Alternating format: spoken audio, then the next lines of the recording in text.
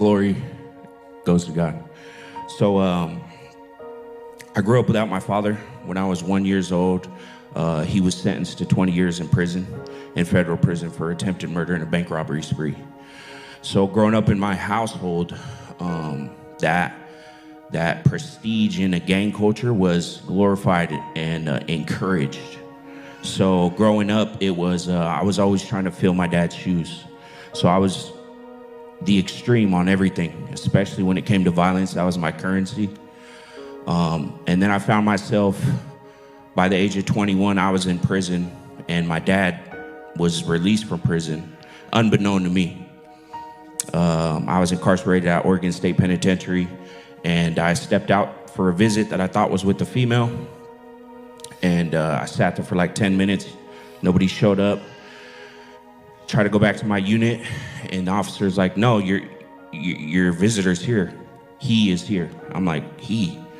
A male has never visited me when I was incarcerated. So I was confused, looking around, looking. Boom, there's my dad. So I met my dad at the first time when I was incarcerated, the day he got released.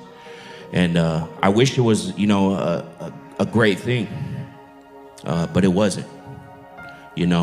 After 20 years of seeking a father in my life, the person that came home was not that. And shortly after his release, he introduced me to the drug world. Before that, it was like marijuana, drinking on the weekends or what have you. But he introduced me to the hard drugs, and because I thought initially he had robbed a bank, because he came to my work with a duffel bag full of money from what I seen. And I rushed home, and I'm like, in my head the whole time, like, "Dang, man, like, you idiot, what'd you do?" And he's like, "Son, I didn't rob a bank, but this is what we're doing now." And it was selling harder drugs.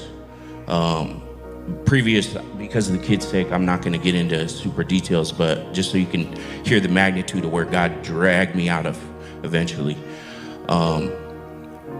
So I started in that, and it was very fast, sudden, and a lot of bad things were happening between. My dad was a gang leader with the Black Guerrilla family, so when he came home, that was the principles that he was instilling into me.